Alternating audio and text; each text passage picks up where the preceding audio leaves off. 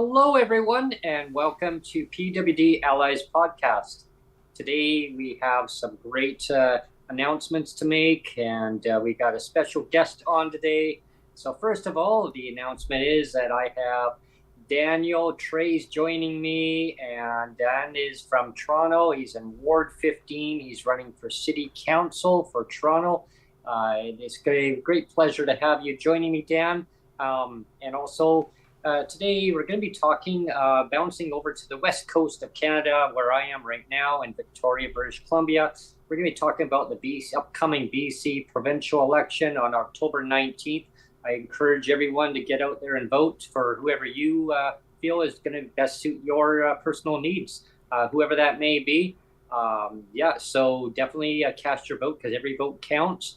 And I'm going to be playing a clip on that in the podcast here. It's just some conversations that were have a leaders debate that went on. And so, listen for that. I look forward to hearing some feedback on that.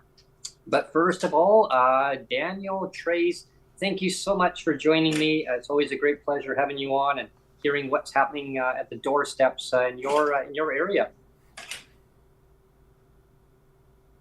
Hey, you know what, guys? It's been a blast over the last, I don't know how long has it been, 4 years or so.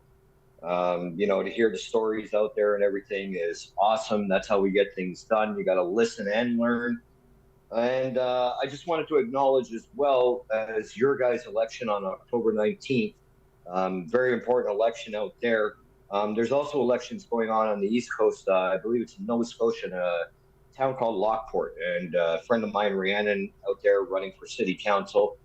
And October 19th, the best day of the year, my birthday. So nice. I encourage all these campaigns to just get the word out there, and on October 19th, all the residents in various areas just get out and vote. Yeah. Mm-hmm. Yeah. Mm-hmm. It's so important to cast your vote and find who's going to best represent you and in your community and in your province, anywhere in the country. Could be a federal election coming around the corner. Who knows when that's going to happen? But again, people get out there and vote. And so, Dan, at the doorsteps in your area for Ward 15, what are you hearing from people in the community? From what do they want to see changed a lot? Some of the top things that you're hearing. So one thing I want to acknowledge very quickly, I don't know exactly which day it was. It was within the last couple of days, but we actually had a police officer shot in our area. It was on a basic traffic stop. So one of the main things, and I want to acknowledge that, and condolences out to his family. The person has survived. They're going to make a full recovery. But one of the big things in our area is safety. There's a safety concern with regards to private property, your homes, as well as the seniors. One thing I can say at the doors, it was a couple of weeks ago. I was campaigning on businesses that day. Up the north part of Yonge Street there, and there was one of those smash and grab B&Es at a business. And so these are just a couple of the issues that we have to work on in the area. It takes a lot of collaboration, and it takes somebody with the skills and lived experience to go through it. As an assistant for Councillor Paul Ainsley from 2018 to 2023, part of my duties, but not the total of it, but part of them was to attend something called the CPLC meetings. That stands for the Community Police Liaison Committee. And what the focus is in that committee is to share statistics and issues with the community, as well as various levels of government, and to go forward with actual solutions and actions that benefit the community as a whole. Whether you're a police officer or whether you're somebody that needs the protection of the police officers, we have to do this in collaboration. As well, I served on the safety network, Toronto Safety Network, and these are representatives from various levels of government that basically meet once a month and discuss the major issues within the city limits, whether it be gun crimes, gang crimes.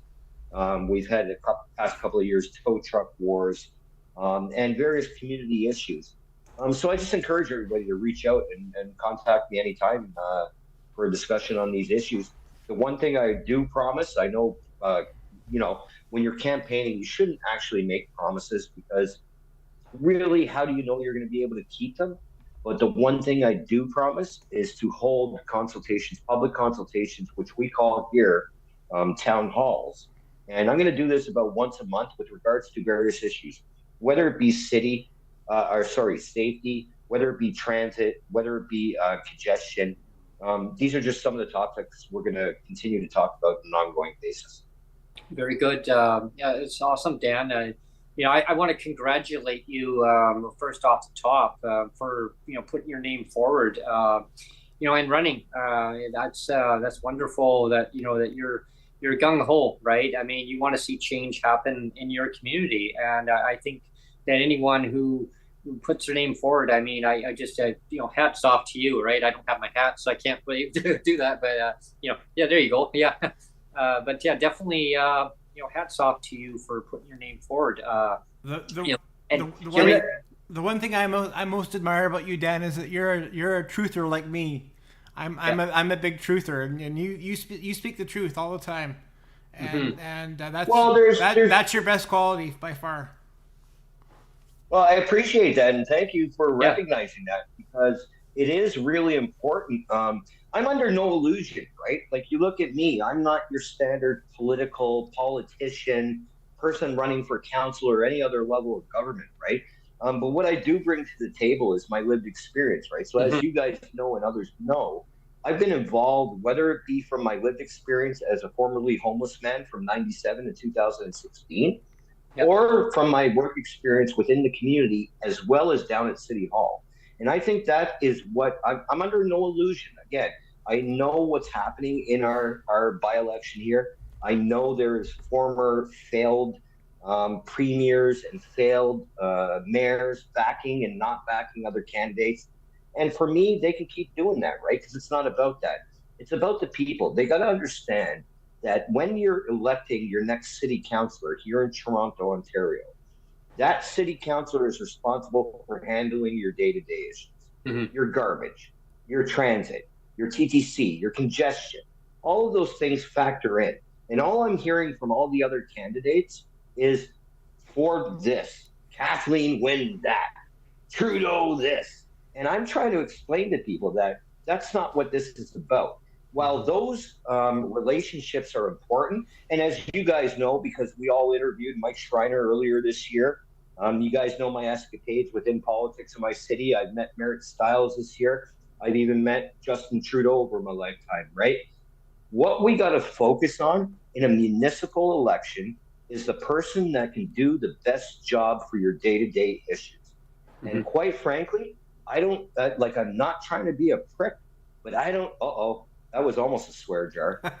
I'm not trying to be a prick, but I'm the only candidate that has the full Monty. And what I mean by that is I'm the only candidate that's been homeless. I'm the only candidate that takes PPC nonstop. I don't drive.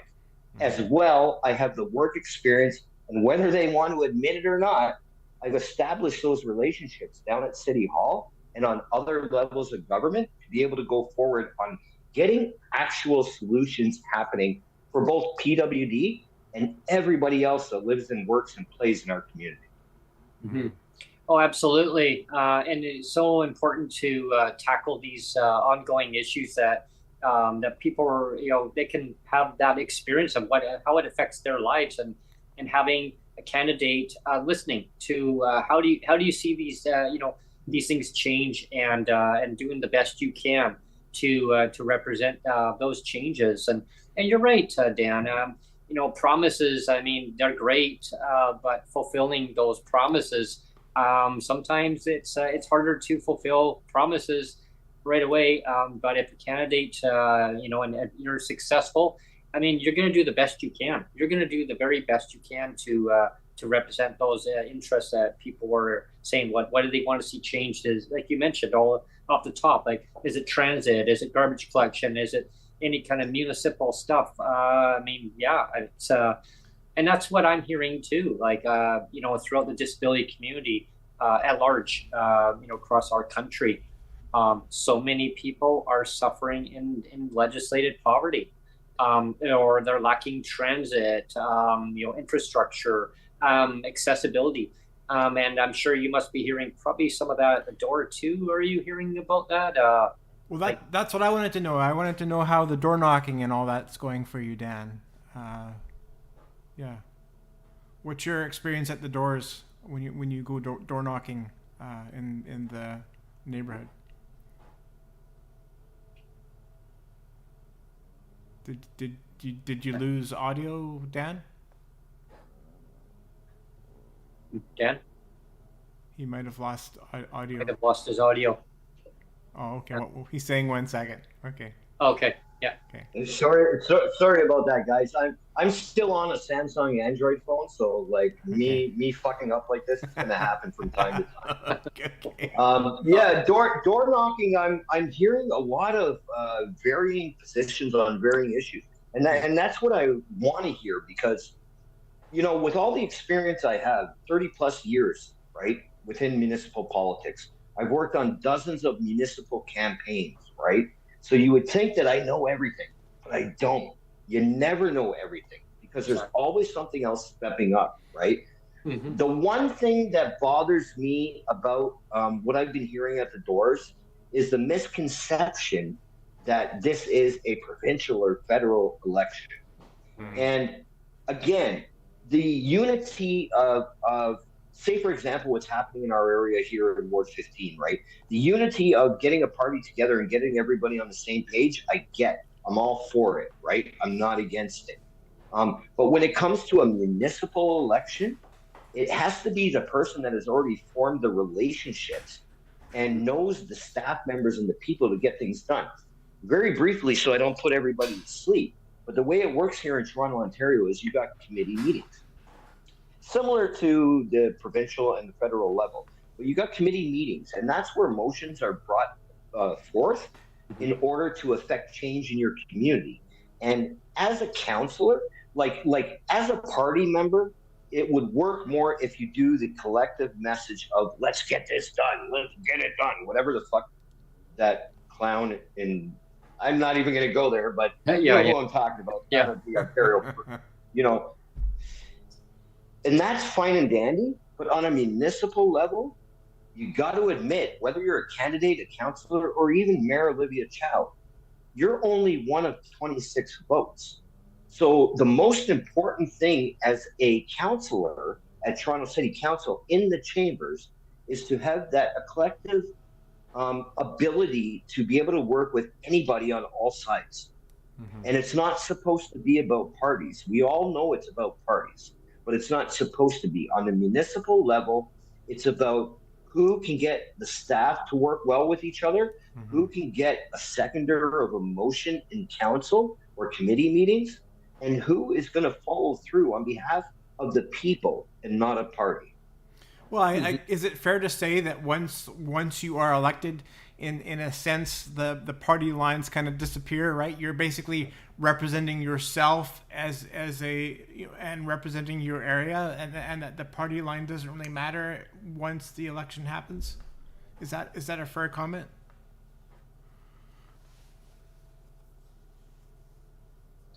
Yeah, like on municipal level.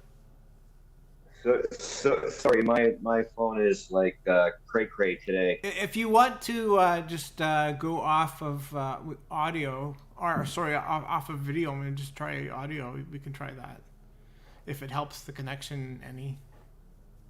We can switch back and forth. No, I'm gonna make this. I'm gonna make this work because it's for the people, right? I gotta figure this shit out, right? Okay. Yeah. You want to just repeat that really quickly, Neil?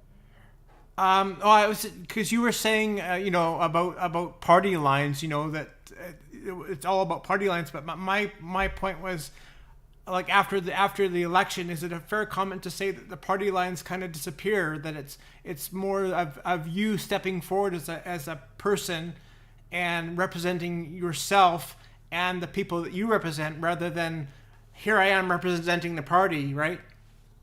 Right. So is that? Okay, so I'll tell you guys. I'll tell you and everybody else straight up.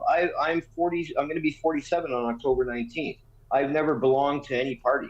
I've never bought a membership to a party. Hell, I didn't even vote until I was like 37, something like that, years old for anything, right? But I didn't have the right to bitch and complain then either, right? I was a homeless dude going through my mental health issues and my addiction issues that I had at the time. For me, I don't know how else to answer that question without being just totally honest, but for me, it has absolutely nothing to do with who belongs to what party. So, for example, you guys all know who I work for, Councillor Paul Ainsley there from 2018 to 2023. And let's just say, for lack of better terms, the past couple of months, we haven't had the best of relationships. But if Councillor Ainsley and his wonderful staff that I worked with for that long have a great idea going down the road, I'll be more than happy to second the motion, especially if it has to do with helping people with disabilities, people going through homelessness, anybody that's been through anything that I've been through in my life. My sole goal is to not only give back, but to help. Because sure, a 6-figure salary is going to be fucking awesome. I've never expected or seen that in my life. Yeah. But I guarantee you, I would earn every single dollar. And it's because I've been through it, I've lived it, and I understand the people from that point of view.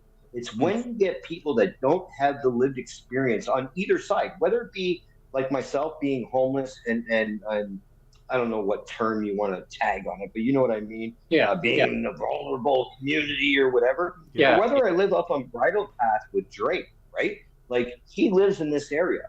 My focus will be the same for Drake's house that it would be for a Toronto community housing building. And what that focus is to make it about the people and make it about the actual issues.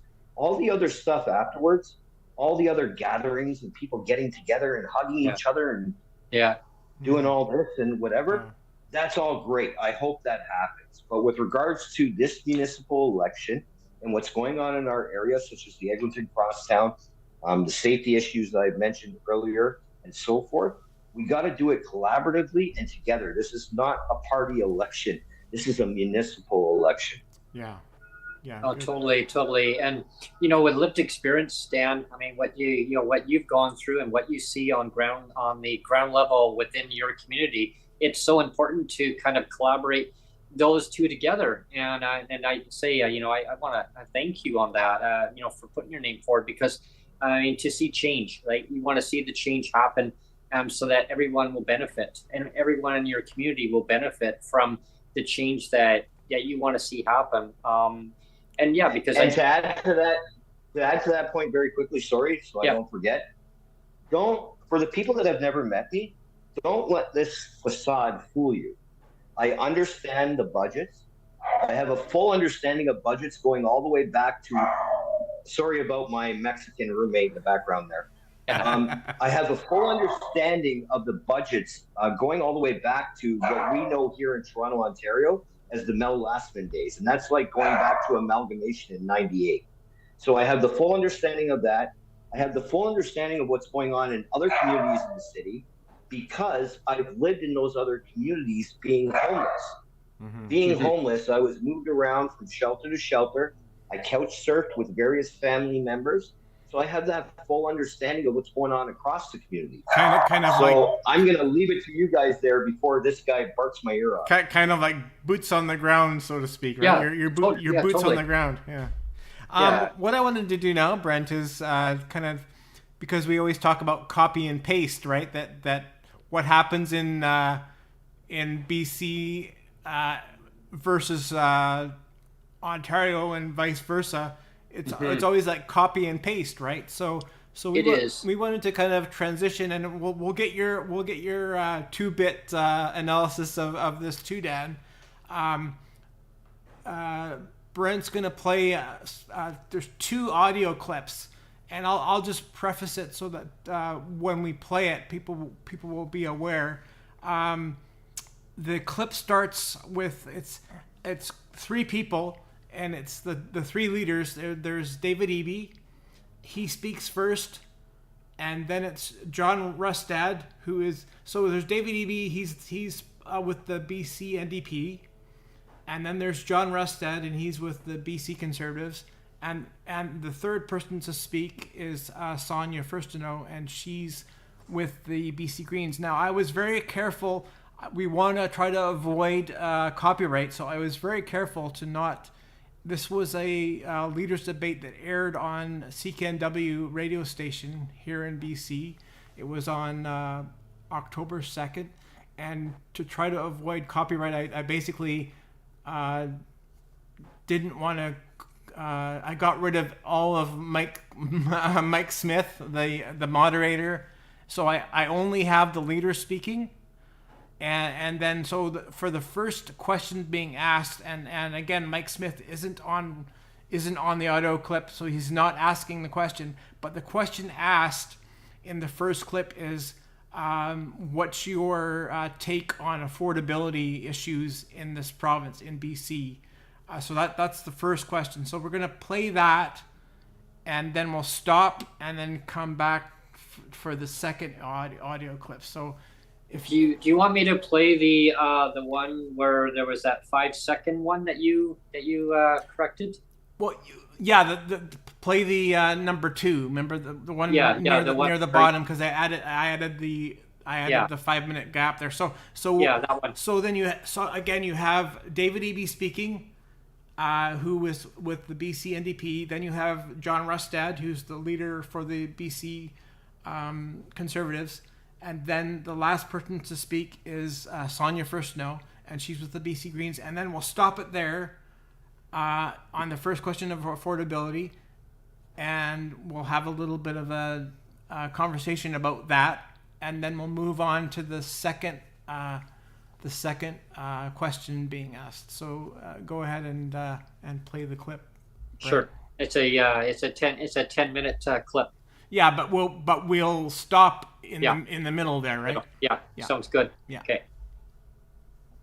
Okay. And if I shut off the camera, just know that I'm watching. Yeah, no, it's good. It's good. Yeah, it is challenging out there for families right now. They're facing high interest rates. They're facing the impact of global inflation. They're seeing at the grocery store. You know, it's hard to imagine that the price of food would be a topic in the American presidential debate, but it is. So for us, supporting families, it's about driving down costs wherever we can, whether it's around childcare, providing hundreds of dollars in savings, car insurance, $500 in savings, rebates through hydro. But it's not enough. We have to do more. That's why we put forward a middle-class tax cut, $500 per taxpayer, about $1,000 for the average family. 90% of British Columbians will benefit right away, unlike Mr. Rustad's proposal, where they got to wait till 2029, collect all their mortgage documents and receipts from landlords in order to benefit from it. People need support right now, not in 2029. And that's what we're all about. Thank you very much. And there's no question affordability is the number one topic I hear about everywhere around our province. That's why we came out with the Rustad Rebate. That's why our plan for common sense change is going to be there to be able to support families, plus cutting the carbon tax, saving on fuel, and the steps that we're taking on food and food production as well, and making sure food is available locally. David Eby and his government has had 33 different tax increases. And why suddenly now that he wants to do tax cuts? It doesn't make sense to me. From my perspective, what we need to do is we need to get the red tape out of the way. We need to make sure people's lives are the lightest touch possible from government. We need to make sure that we provide the relief, and we make sure we get our economy going so that wages can improve. So fascinating to me that nobody wants to talk about what's driving unaffordability in this province. Financialized housing. We have real estate investment trusts that have been buying up housing, using it to deliver profits to their shareholders. Fossil fuels, accounting for 1/3 of inflation. These guys want to talk about the carbon tax. That's 0.1% of inflation, but they don't talk about the role that fossil fuels are playing in driving costs. And they want to attach our economy more to this backwards looking fossil fuel industry. And then they don't talk about profiteering, the fact that companies have been taking tens of billions of dollars in profits in the last 4 years. And they want to sell you a tax cut. I love that David Eby wants to give you back the tax cut that he's taking away with the carbon rebate. So a family of four earning $42,000 gets $1,000 in a carbon rebate. David Eby says, oh, we're going to cancel that, but we'll give you a tax cut back. So I guess one out of one pocket and into the other. Absolutely typical framing in an election, which is we're going to give you $1,000 in your pocket, so vote for us, as opposed to we're going to make sure that the healthcare system's working. We're going to make sure that there's transit available. We're going to make sure your kids are going to school in schools that have enough teachers and EAs and supports for them. We're going to make sure that there's mental health available to people when they need it. But instead, every election we get, oh, here's $1,000, and then don't expect services to be there. I think what people want from government is for the services that government should be delivering to be delivered, not more privatization and corporatization of public services, not more corporatization of government, not more of the same of what we've had from both of these two parties. Let's remember, John Rustad was a cabinet minister in Christy Clark's government. They keep doing the same thing, election over election, and 4 years later, BC ends up in the same place of throwing their hands up in the air. Okay, just pause it there, Brent. Just pause. Okay. So, what is your take on that, Dan? So from what you've played so far, Neil knows where I'm going. But from what you've played so far, all I heard was Rustad Rebate. Now, I don't know a lot about other provinces and the federal level. That's not my expertise. Mine is on the municipal level. But I do join a podcast every morning, which you guys and everybody else should join, and maybe be a guest on it sometime. But it's called the True North Eager Beaver podcast, and they cover more of the federal issues and going province to province. But I don't know too much about your current premier, right? David Eby, yeah. But I heard, is Rustad the one that did one of his first campaign announcements in front of a homeless encampment? Yeah, I believe so. Yes, I think that was him. Yeah. So when I hear taglines like "Rustad Rebate" and all this kind of crap, I don't know how you guys feel about it. But here in Ontario, and especially after what's happened over the last few years with regards to other folks and community groups that have nothing but a singular narrative in mind, that's all I hear when I hear that, right? So what I can hope for you guys is things that I've told you before, like your transit service. When Brent, you and Sonia have been trying to get to medical appointments and such, and it's like we joke about kind of, but you know, you leave on a Saturday, but you can't come back till Tuesday, you know, when it's things like you're only getting $500 for your shelter allowance. Those are the things that I tend to focus on. So I would say within your provincial election, my view would, as an observer, would be the first person that steps to the plate for PWD, for seniors, for children. Never mind these taglines. Leave that for next year. And I'm telling you guys next year, because I've told you guys for the past few years, there is not going to be a CDB. There is not going to be a federal election until next fall. I'm guaranteeing you. So focus on it till then, but bring up these points that you guys are playing, because it's important for the people in your community, as well as others across the country, to understand what really is going on, right? Oh, absolutely. You know, the leaders, just so people that are following along, listening on the podcast version of today's show, we're playing audio clip of the leaders. We have a provincial election on October 19th and in BC. So we have David Eby, who is the leader for the BC NDP. We have John Rustad, who is the leader of the BC Conservative Party. That hasn't governed in the province, I think, since way back in the 1930s, I believe it was, the last time they actually formed government. And we got the leader of the BC Green Party, Sonia Furstenau. My observation so far, which I'll just give you my observation, Sonia Furstenau, I mean, all three basically gave really good speeches. But Sonia Furstenau really focused on affordability, on the boots on the ground. That's my observation. She really has a keen for wanting to see difference in the communities within the province. I mean, she knows that she won't become premier of the province, but which is too bad. Which is really But she wants to be in there to basically hold the other governments accountable and make things affordable for the average British Columbians. I mean, right now, people are having to go to food banks at a historic rate right now. People can't afford the housing. I mean, we're in a housing crisis. I call it a state of emergency. And because, I mean, housing crisis is that, I mean, hearing at the people at the doors and knocking at doors. I haven't gone knocking at doors with any political party. I'm not affiliated with any political party at this point in time. But I'm hearing from surveys that parties are calling me and asking me who am I planning on voting for. You know, and I just say, well, whoever's going to deal with PWD, who's ever going to deal with PWD, like, and immediately eradicate poverty. Yeah, and I've been on record. People know this. I've been on record. You know, when John Horgan was our premier, I mean, he was the one before Eby. He was very good. I mean, I made a reference on the last podcast. I said, you know, that John Horgan had that kind of special sauce, that you knew he was going to be a good premier. And Sonia Furstenau is the same. It's exactly the same. She has that special sauce. You just know when she speaks. You know she's genuine. You know she's speaking the truth. Like, again, I'm a truther, and you know she's speaking the truth. And the thing I like about her platform and what she says is that she's focused on the actual deliverables. She's saying, let's measure success on deliverables, actual deliverables, not just throw money out there and say, here's your $1,000 rebate, here's your stuff. Like, actually measure success by actual deliverables, right? And if you listen back to the first clip, and actually we'll play the second clip. I mean, she's all about deliverables, which is so important, and that's the biggest difference between her and the other two men.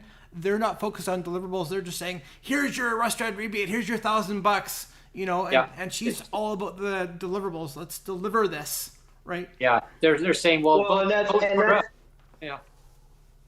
Well, yeah, and that's precisely what I'm talking about in this election. So, for example, I'm not going to bash anybody, right? Because, like, everybody knows that I know every single candidate that's in this election for us. We got one candidate that ran against my guy the last time in the last election. I ran his last two campaigns. But the one thing that really bothers me is when candidates, and they'll know who I'm talking about, and I don't care, when candidates come out and say that they've knocked on the most doors, and they were born in this area, and now in this election, they're born in this area. And I'm going, mofo, what are you talking about, bro? I am the guy that has, and I don't care how this sounds to people, because this is something I'm very proud of. I am the guy here in the city of Toronto that on all three levels of government has knocked on the most doors in the last 20 years than anybody can even shake a stick at. The only thing I'm doing different this time is putting my own name on that ballot. The only thing I'm doing different this time is showing people the skills that I have, not bounded by party lines or Kathleen Wynne or John Tory or anybody else. I'm here bound by my human lines, what I've experienced in the community, as well as worked on. And that's just what I want to focus on continuing going forward. There's so many issues in our area here in Don Valley West. Transportation, the Ontario line, it's part of the new subway line. Well, what Doug Ford is playing as the new subway line, it's actually been in the works for about 20 years now. But that and the Eglinton Crosstown that has gone millions over budget and years overdue, these are the things I want to focus on with the people. Yeah, man, I'm going to be 47 on that October 19th date.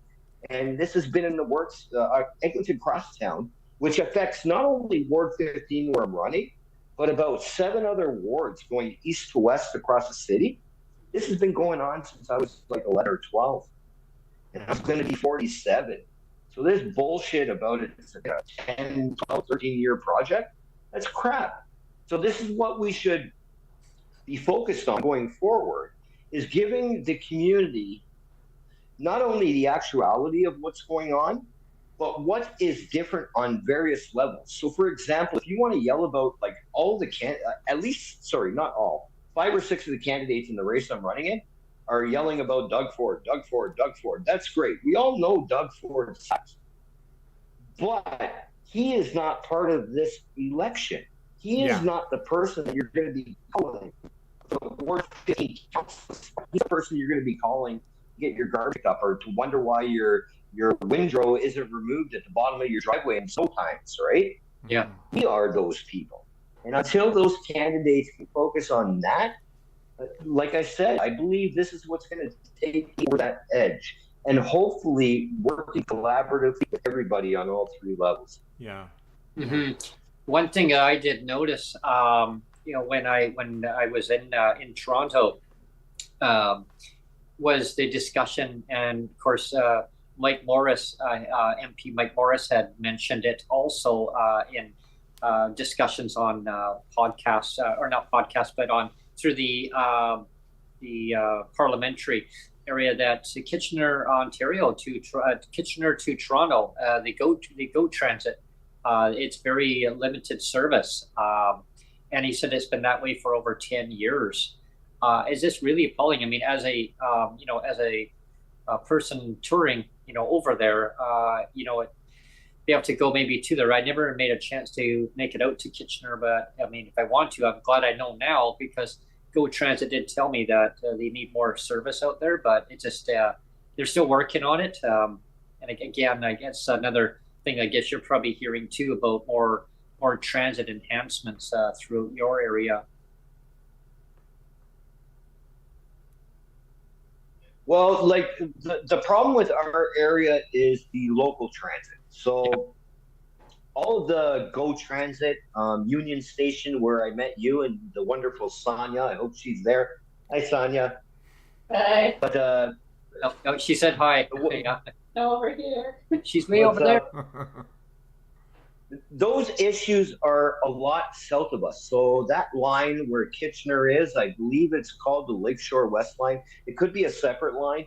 But they tend to only go out to certain areas of the province, like on the outskirts, when there's special events. So whether it's like New Year's, whether there's a special event going on in Niagara Falls, which is a big tourist attraction. My dad actually lives out west that way. And I have a brother and a sister, that one lives in Kitchener-Waterloo. The other one actually lives in the area of what's his name? The Green Party leader, Schreiner. So Mike Schreiner. Yeah. So, and I hear from them, a lot of the issues out there are lack of programming, and like we're hearing across the country, a lack of affordable housing, especially for those that are coming in to new areas. Maybe those that are forced out of Toronto because an apartment is like Vancouver. It's like $2,500 to $3,000 for a 1-bedroom, Yeah. I'm finding a lot of people are trying to move to what's known as the outskirts, like Kitchener or Guelph or Mississauga or wherever. And we got to try to focus on how to keep these folks in Toronto. Right. Keep contributing to what's being labeled as the best city in Canada and all this kind of crap, right? We got to start living up to this stuff, because unless you set that example and start that, that clock in motion, it's never going to happen. And I think that's what has happened here with a lot of issues over the past couple of decades, is that things have been swept under that imaginary rug, and they haven't come out. There's been no solutions coming out. And what you get is a bunch of people that tend to focus on a singular narrative as opposed to focusing on what we should. And what that is with life or death issues, whether it be LTC homes, whether it be the police, transit, whatever, we got to focus on that in collaboration. If not, you might as well just go like this and pick your nose and do something, because it'll never happen. Right? Now, Brent, I'm hoping that you just paused the clip. Yeah, right? I did. You just pause it so we can resume it. So I just wanted to again remind listeners that we're just listening to the BC Leaders Debate that aired. It was October 2nd on CKNW radio station here in BC. And again, the first one to speak is going to be David Eby, the current BC Premier. The second one to speak is John Rustad. He's the BC Conservative leader. And the third one to speak is going to be Sonia Furstenau, and she's with the BC Greens. And on this question, and again, I didn't include the question because I wanted to avoid copyright, so I didn't include the question asked by the moderator. But the question asked by Mike Smith was concerning the issue of Truth and Reconciliation. Like we just had Truth and Reconciliation Day on October 1st. September 30th. Oh, September 30th. Excuse me. And that was Monday, and so the question is about that and about treaty negotiations, land title, and so that's what the next question is about. Is about that. So go ahead and play the clip, Brent. Sure. To announce actually on Truth and Reconciliation Day that John, that you would repeal a law that just recognizes the rights that Indigenous people have. It sets us back to the approach they used to take when you were in government, when you were a minister, when you lost the biggest land claim case in the history of Canada with the Chilcotin, a 10-year court battle. It threw uncertainty. John, just let me finish. Threw uncertainty into the land base. And then at the end of spending all that money on lawyers and fighting them all the way through, the court still says you have to sit down and figure things out with them. We're still cleaning up your mess from that. And so working with Indigenous people, we've got equity programs to support them in participating in projects on the land base, finding ways for communities to work together. We have to do things differently. And that will bring success for our province. Yeah, I mean, I think David brings up a really important point that John wants to ignore, which is that the courts have been incredibly clear with governments, which is you need to sort out the fact that rights and title exists, and that if you're not going to sort it out, you're going to lose in court again and again as a government. If you're fighting against the inherent rights and titles that the courts have declared are there, you're going to spend a lot of taxpayer money to go into court and fight a battle that you're going to lose. Instead, the approach has to be negotiating at a table, working with First Nations, recognizing that rights and title have been declared by the courts, and moving forward in a mature and responsible way, not just in terms of the work with First Nations, but on behalf of the people of BC and on behalf of businesses. There is no greater uncertainty that can be wrought than what happens in this province when these two parties switch back and forth. One comes in, they do a whole bunch of things, the other one comes in, undoes it all, starts again, and business and the people of BC have nothing but uncertainty election after election because we've got this swing back and forth. We need long-term thinking, consistency, and when it comes to reconciliation and Indigenous rights, the courts have made it abundantly clear. There's a reason I signed 435 agreements in BC, because I believe very strongly in reconciliation. I believe very strongly in Indigenous rights, which includes title. We need to work through and actually address that, and we do that through economic reconciliation. But very quickly, I would just ask David Eby, what is it that was about the Lands Act change last spring that you proposed that you decided to shelf and not do until after the election? I mean, this is classic. I never know which John Rustad I'm dealing with. So when we did the HIDA agreement, he looked into the eyes of the HIDA elders that came to the legislature. John, you asked me a question. Yes, the Lands Act. John, so come on, man.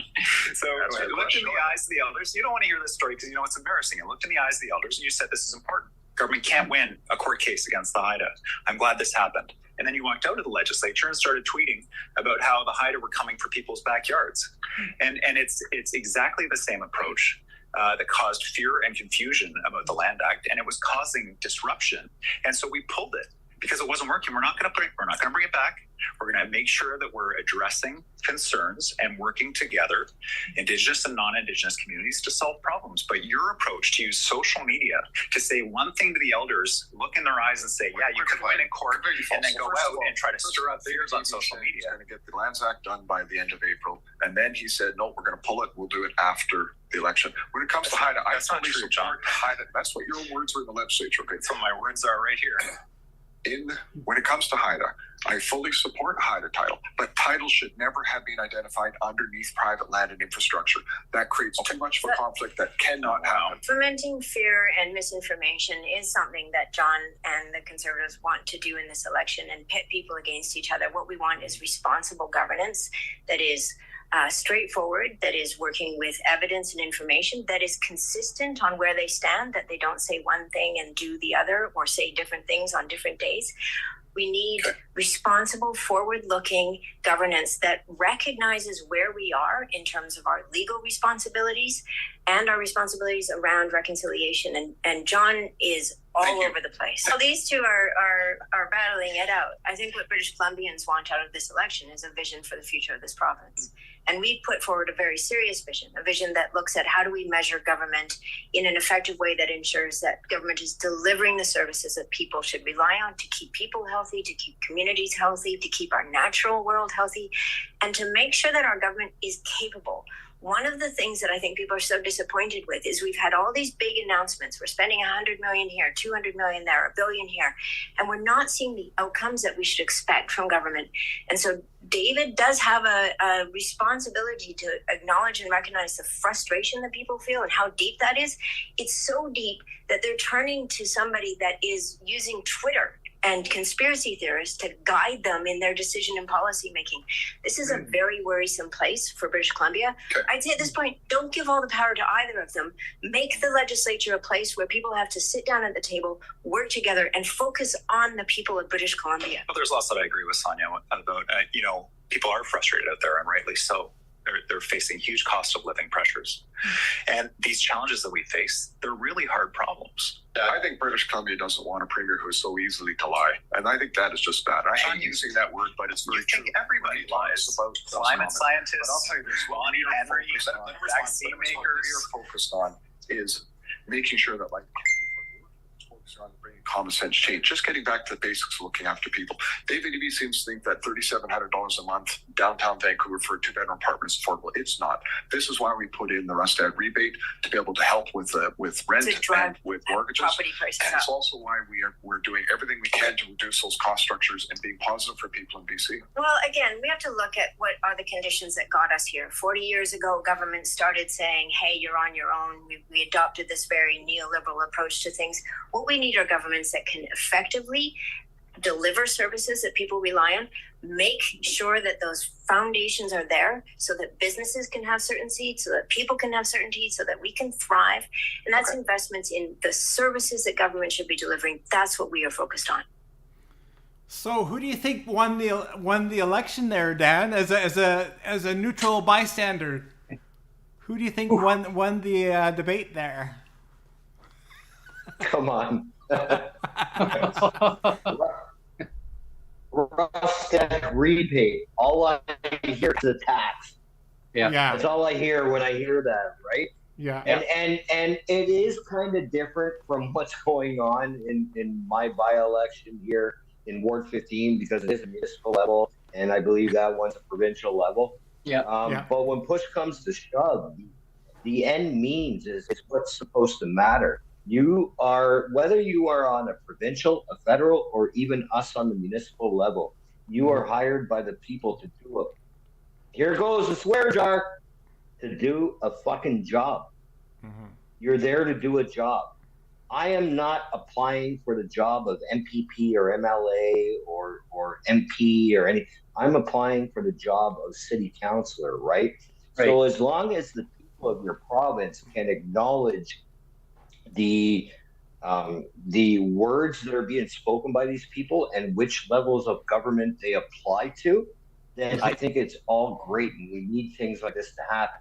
But it's once people start to take this kind of narrative that you're hearing be played, which you need to hear because it's on a provincial level.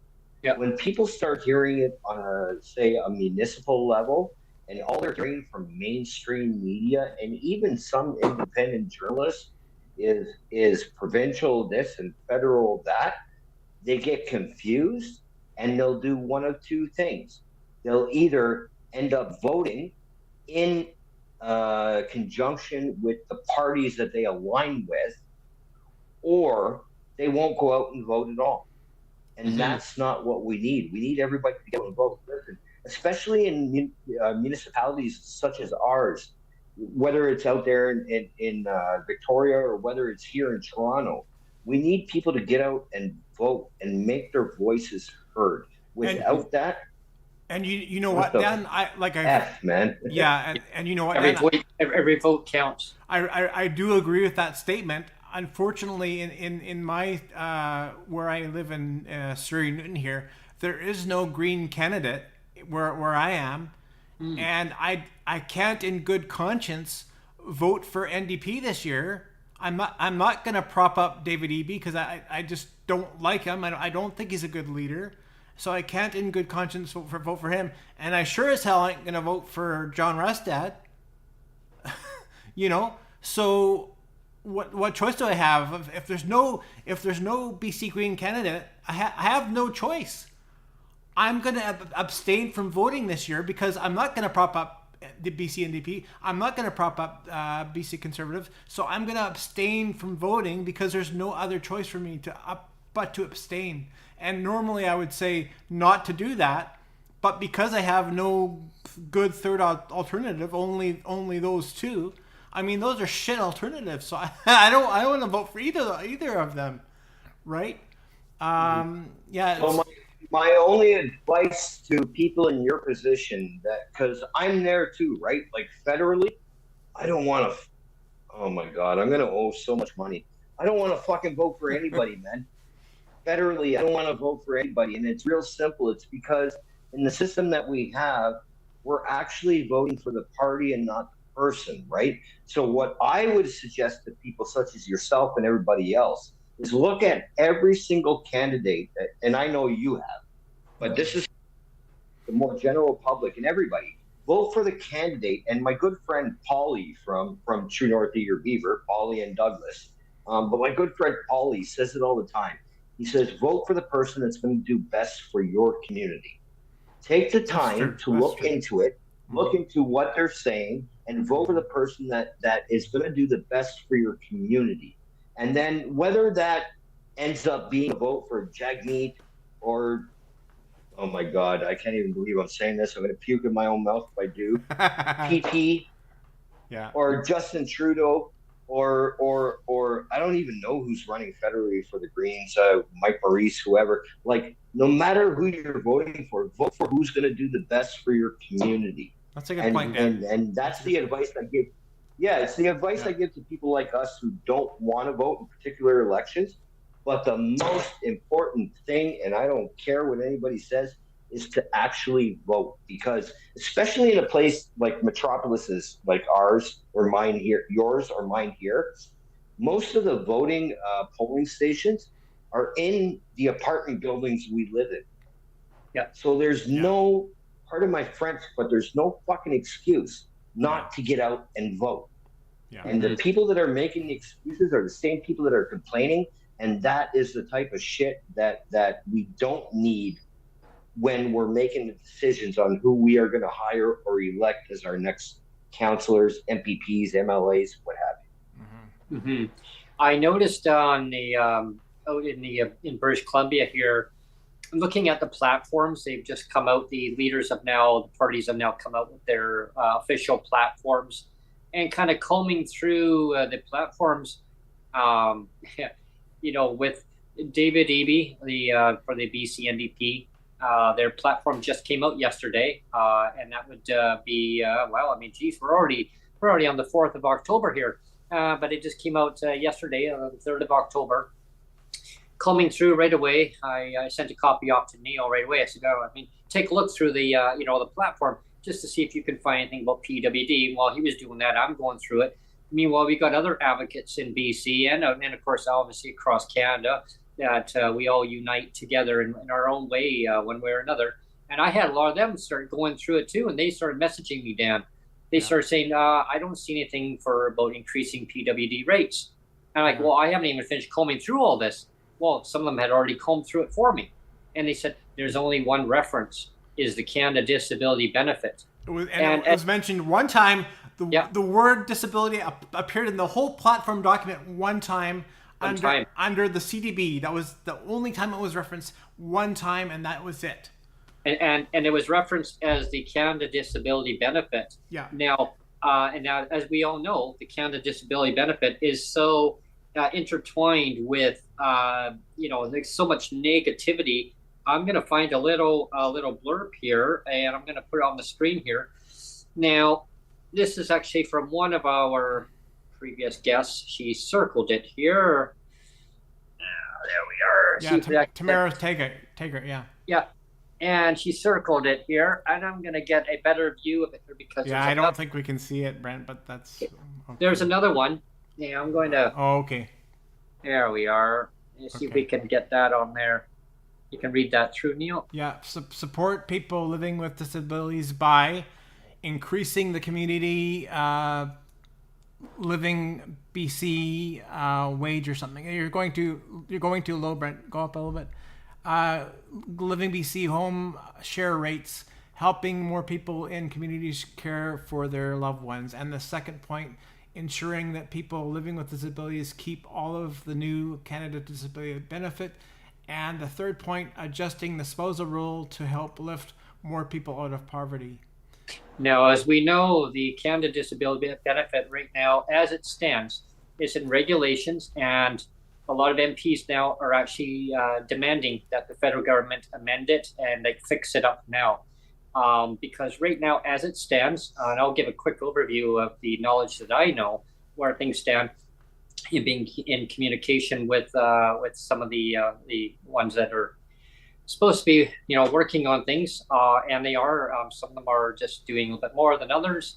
But again, I think the way that the Canada Disability Benefit is being designed is $200, and it's actually based on household income. It's an 18-page documentation for the DTC. Doctor has to fill it out 16 pages. It's they've changed the language in it where it's making it more burdensome to actually get that filled out. People, if they're lucky, they can even get a family doctor right now across our country. Or if they can, they're overwhelmed with the workload due to their patient loads. They just don't have time. Or the doctor will sign and say, hey, I'm sorry, but you already qualify under provincial designation as a person with disabilities. We don't need to see if you're still disabled to meet a federal program. Yeah. And again, and also with the application process for the Canada Disability Benefit, Mike Morris, I encourage everyone to go look for Mike Morris on YouTube. He has a 10-minute video, and he explains exactly everything. We're going to have him on again, hopefully soon. Yeah. But, and rather than me kind of explaining everything that he said, thank you, Mike, for your advocacy, your ongoing advocacy. You're awesome. Your tireless advocacy on this. Definitely Mike nailed it on that. He summarized it probably way better than I could. But again, my observation, though, looking at the platform for the BC NDP, you have to wait until July of 2025 to maybe get this. Now, if this regulation stays the way it is right now, majority of PWD are not going to get nothing, or you might get a tiny bit if you can qualify for it. But again, that's peanuts. Again, this year there was nothing in the budget for persons with disabilities in BC. David Eby, you have the opportunity if you did form government, right? If you did get reelected, to immediately eradicate poverty. Because I'm going to get to the next point in one sec. But if you do get in, you have that opportunity right now to eradicate poverty, to bring the levels up to, again, the next leader that I'm going to mention has already mentioned that in her platform. That will be Sonia Furstenau from the BC Green Party. She has indicated $2,400. Yeah. David. A livable wage, right? A livable wage. David, here's the challenge for you. Can you match what Sonia has put in her platform? She says to double the income assistance and persons with disabilities income to almost double the amount, rather than waiting until July 2025. Yeah, maybe $200. And my 2 cents opinion on everything is, that it's stupid to me that the only reference of disability in the entire NDP platform was one time Yeah. Disability was mentioned one time. There was no mention of poverty anywhere. No mention of poverty anywhere. Not in one word. Disability was only mentioned one time in relationship to the disability benefit, and so one time. And the idea that David Eby or even Sheila Malcolmson and all of them want some sort of congratulations that they're not going to claw that back. You know, it's so stupid. Like it's like, for example, when you get married, you get married, in the presence of God and witnesses, and you confess or you commit to each other that you're not going to, you're not going to, or you're going to treat each other with respect and dignity, and you're going to love and respect each other, and that's a commitment, right? And you don't sit there and go, well, I commit not to be I'm not going to beat you. I'm not going to beat you senseless. Like, I mean, of course you shouldn't do that. And you know what I mean? So like for the provincial government to say, well, we're not going to be bullies and we're not going to claw that back. So isn't that nice that we're not going to be bullies and beat the shit out of you? Like that's not something to be proud of. Like it's it's like that should be the bare minimum. Of course you shouldn't do that. Go ahead, Dan. Go ahead. It's sorry to interrupt you there, Neil, man. Like I said, the delay is major. It's my problem. Yeah. But it's like I've been telling you guys for about 2-3 years now, right? I told you guys from day one, there will be no CEB until an election happens. Yep. And what has happened? There is no CDB. I don't care whether you say a couple of people are going to get $200, or whether David Eby is going to do this, or whether Trudeau's going to do that. None of it has happened, and it's strictly because they think that people like us that are PWD, people like us that are not, like I said earlier in the program, I'm not your standard-looking politician, right? But they think that like people like us from the streets, or whether we be from low-income families or what have you, that we have no clue as to what's going on, whether it be on a local level, provincial level, or federal level, right? So like I said, it's got to be very important, and it's very imperative that we decipher between the different levels of government and the different levels of voting, like what's going on. Things that are going to affect us on a provincial level like that with EB or Rustad or what have you, is not going to affect Joe Blow on an everyday level, right? Yeah. So it's important that we decipher between those, because this is where the confusion is coming in. I can't tell you the amount of questions and concerns that I've gotten over the past couple of weeks. What do you feel about immigration? What do you feel about like the immigration policies and this? Brother, I'm running for municipal politics, man. That's a federal issue. Those are issues that you have to handle on that federal level, right? Yeah. So my guidance, my direction, my importance as not only a candidate putting out the information, but as a possible counselor for my city, is to put out the information that pertains to the specific issue that we have going on. All that other bullshit can come in afterwards.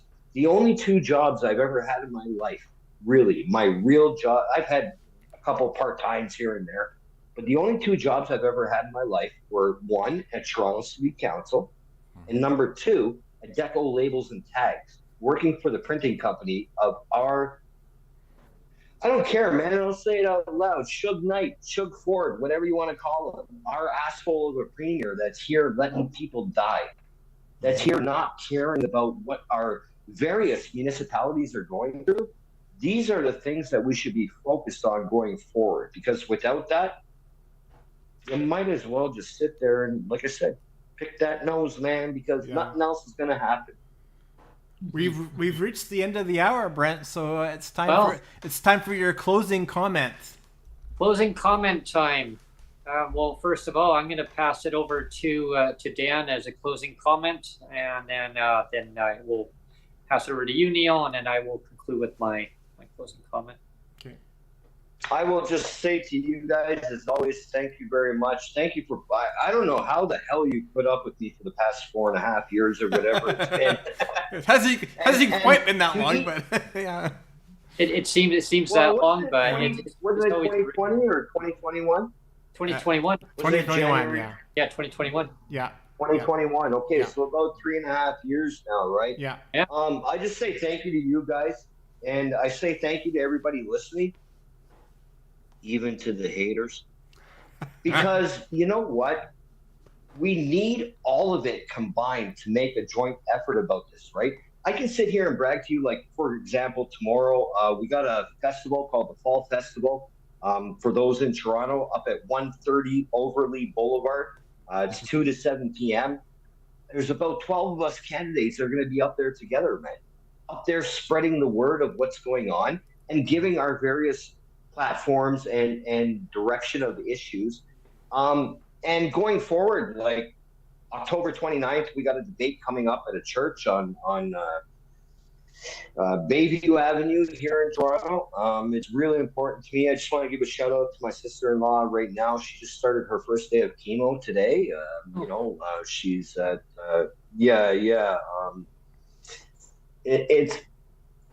these are things that are happening in our area. These are things that affect each and every one of us every day. And all I would say in closing is that you might not like everybody. You might not like what they have to say, but listen to it and form an opinion based upon knowledge that you're given. Again, I've said it about 3 times today, and I'll say it for the last time. This is not your standard politician. But it's Dan, and with lived experience. Yes, exactly. Over to you, Neil. Yeah, I just wanted to go back again to Yeah, go ahead then. Sorry.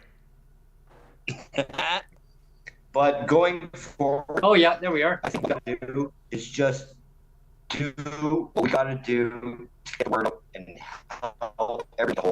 We are one community. We are one human being. Let's do it as a whole, and let's help everybody. Right. Yeah. Good. Yes, absolutely. Yeah, and I just wanted to highlight again the audio clips that we listened to earlier. And again, I was very careful. I hope we don't get an audio like a copyright strike because of it. But I think there's a rule there that as long as we broadcast it for educational purposes, we're allowed to do it. And that's what I'm doing it was for educational purposes. But I think like we all listen to those clips, and I think if we're just trying to be as unbiased as possible, and you just listen to those words on merit, I think it's pretty safe to say that Sonia Furstenau wiped the floor with the other 2 gentlemen on the debate. Like she wiped the floor with them. All I would say with regards to your guys' debate is that I've heard some of it, and all that I'm hearing, whether it be from you guys, whether it be from Jeff, whether it be from other advocates going over to like Saskatchewan, Alberta, BC, what have you, is that they just want what's going to work best for everybody, man. Yeah. Is this such a hard? Yeah. With work best for everybody. Everything else in the backroom deals and all that shit, that green belt crap and all that shit, that can wait till later, man. Yeah. Focus on the elderly homes. Focus on education for the kids, the senior programs. Everything else will fall in place. Yeah, exactly. And with that is having the basic fundamentals in place, the standards in life, and with my closing statement too, I will say having the fundamental standards in place. And some people say, well, the basics, you should expect more than the basics. Well, we need a base floor, right? A base floor needs to be met. And if people can't even afford the housing, we got a serious problem. If you can't even afford basic housing, if you can't afford childcare, you can't afford to buy your groceries, pay your bills, pay your hydro, pay your tenant insurance. I mean, you name it, everything.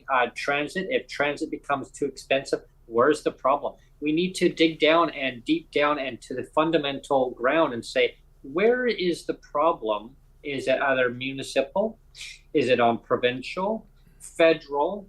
Work all together, and listen to lived experience stories, everyone. So when, if you're voting on a city council level, you're voting on provincial or federal level, Dan's right. I mean, listen to who the person is representing your area. Is it on municipal? Is it on provincial or federal? Who is it you feel is best going to be suited to represent your concerns? So I'm not an expert. I learned from everybody too. So, I mean, I'm still learning too. But what I am hearing from that debate, and you're right, Neil, on that too, and Dan, back and forth. It was just back and forth. But Sonia Furstenau, she really nailed it because, and I'm not taking sides on each leader.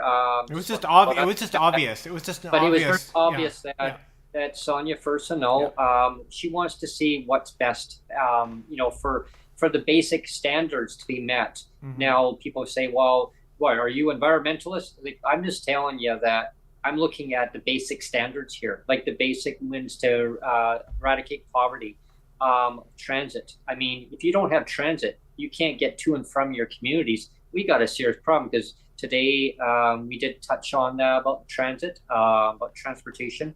Lived experience. I can tell you, going out to Toronto when I was out there, I thought the transit was amazing. I mean, that's my view because I've never been on the transit, so seeing it and other people say, well, it needs to be better. Yes, absolutely. I did see a few things that did need to be improved, but compared to our transit out here, it really needs to be improved. With the amount of population coming out to BC, apparently there's 250,000 new residents in BC in the last 2 years. Our infrastructure can't handle it. Our housing prices have ballooned. A whole PWD check, you can't even rent anywhere in BC, let alone $500. Yeah. And again, I want to see that scrapped. I want to see that shelter one scrapped too. And we kind of nailed down that, talked about pinning different areas against areas, learning from the copy paste, BC copies Ontario, mm-hmm. copies BC. Yeah. Let's work together and collaborate. What is the problem of affordability? Like when it comes to shelter, well, if you're couch surfing and you can't afford that high market rent, it's obviously that shelter, you can't have a permanent address. So what, you don't get that shelter, so now you have to live on your support. Well, what have you actually found a place and all of a sudden, hey, so can I have your pay stub? Oh, this is all you get? Well, no, I'll get more on the shelter if you give me a place. Well, and they say, well, is that all you give? So you see what I mean? Now it's going to create red flags from landlords going, so that's all the province gives. These rates are well below the poverty level, folks. And I advocate, and everyone knows, listen to podcasts, I talk about these things all the time. And having Dan from Ward 15 as a candidate for city council and talking about these things that he's hearing on ground level of things that are affecting just on a city level. I mean, like I say again, we need to kind of work all together on all levels and find out to get the basic standards met. And so with the BC provincial election coming up, I'm really shocked that they're based on Canada Disability Benefit. Because Dan, Sonia always says too, I'll believe it when it's in my bank account. Mm-hmm. And again, she calls it every time. Every time I talk about it, she's, Brent, I don't want to hear about it. I don't want to hear about the Canada Disability Benefit. It's not happening.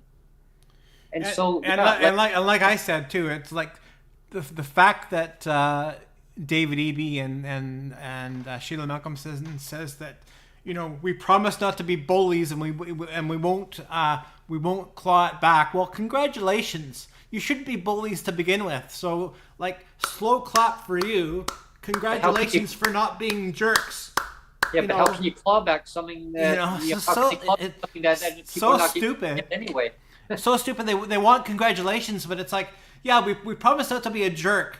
Well, that's great. Thanks for that. I've always believed, though, is that provincial should just take care of their own residents and actually just take care of the financial means. If the federal kicks in, it kicks in. In the meantime, get people the needs now. Like even the leader of the NDP even admits that people are hurting. They need help now. They need relief now. Okay, well now, and again, I don't like to do the blame game. Like, well, that government was in then how many years, and that government was in then. Sonia Furstenau agrees. They all need to work together, because as soon as one gets in, the other one takes it apart. The other one puts it back together. Work together. People need help now. Like, you had the opportunity, government, when you were in power, you had the opportunity of bringing up no less than poverty level. Like Jeff Leggett, Sonia, myself, we met with the government. We said, this is the goals. These are the goals, the steps on how to get to that goal, right? I learned this in college, and it was drilled into me.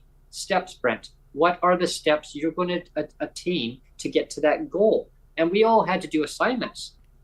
I got an A in that. It's not difficult. You get to the steps, you listen, learn from all your advocates, big organizations across Canada. We had two guests on our show earlier this year, Neil, and they were top advisors to the federal government who told them, and the federal government neglected to listen. They don't care. Benita Zarello and Mike Morris even say the same thing. The government doesn't seem to care. Well, I'm sorry, but citizens do care.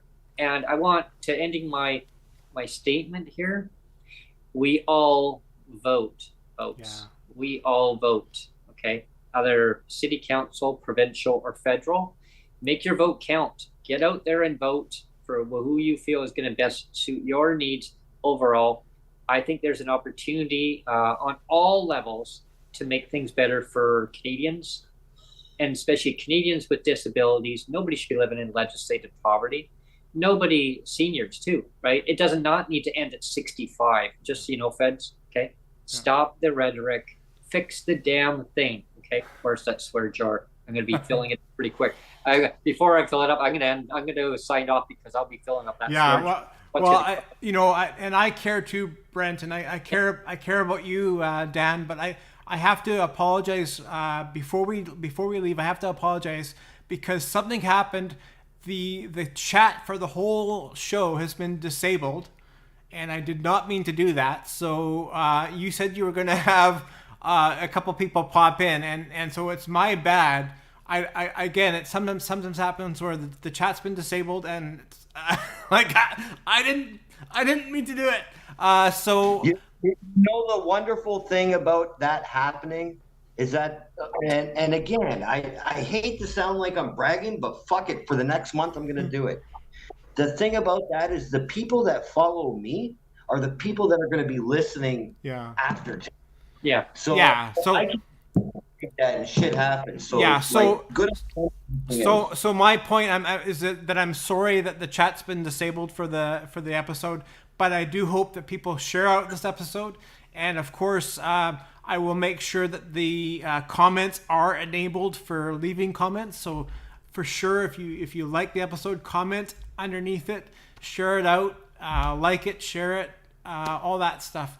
And again, apologies for disabling the live stream. The live chat. I did not mean to do it. The technical glitches sometimes happen. Again, I want people to understand that I don't want to come across the wrong way and tell people who to vote for, provincially or federally. Just whoever's going to represent your. Sonia Furstenau. Sonia Furstenau. Sonia Furstenau, BC. Sonia Furstenau. It's like letting the cat out of the bag, Sonia Furstenau. But whoever is actually going to basically put it in their platform, like the opportunity's there. Like whoever you want. But Sonia Furstenau. Sonia Furstenau. But vote for whoever you want, as long as it's Sonia Furstenau. Yes. Yeah. Yeah. At DJT624 on Twitter. Dan Trays, DANTRAYES6 @gmail.com. And let me tell you something. I like, for real, guys, I appreciate you all. I appreciate everybody that's been along for the ride with all of us. But I'm telling you, I think I got a gut feeling November 4th, the people of Ward 15 are going to speak. They're going to read through all the bullshit. They're going to read through all the crap that's going on the different levels of government, and they're going to vote for the person that is best suited to serve them as city councillor. And if that doesn't have to be me, I will help the first person that gets elected. But I'm telling you, November 4th, I think the name you're going to see is Daniel Trays. I hope it is, Dan. I hope it is. I hope so. I hope so too, Dan. Yeah. Yes. Steve Harvey always says it. He says, shock the world. I think we're going to shock the world. Good. Yeah. Hope so. Absolutely. Well, I want to thank everyone for tuning in today. I've had Daniel Trays from Ward 15 running for City Council candidate in Toronto, Ontario. We talked a lot today about the upcoming BC election on October 19th. And it's Dan's birthday on October 19th, too. So, yeah. Happy birthday to you. Happy birthday to you. I'm telling you, all jokes aside, so that we can leave, I'm looking forward to 50. I'm one of these weirdos that's sitting here going, holy shit, I'm like 47. Let's get 50. Let's go. There you go. Yeah. We'll have a big party there. And Dan, I look forward to when we make our way back out there again. I look forward to meeting up with you. You are quite occupied with your candidacy, and we got that. And yeah, that's, the timing didn't work, but it's good. We're rooting for you. I was thinking about you the whole time. I'm thinking, wow, like you're door knocking and getting all these things going. I know, and we were trying to arrange it too, and I was like, looking at time. Meet there at that time. Oh man! But yeah. It's all good. But yeah, I want to thank everyone for tuning in today to PWD Allies podcast. Please subscribe, like, share. If you're in the position and you like the content, our email addresses. Everyone. Buy us a coffee. Buy us a coffee. Yeah. Buy us a coffee. There you are. Yeah. Thanks, everyone. Take care. Everybody in the business deserves it. It's these two guys. Let's make it happen. Also, join the True North Eager Beaver podcast at 7 a.m. Eastern every day. But if anybody deserves the acknowledgement, the recognition, and the support, it's these two gentlemen right here. Thanks, Dan.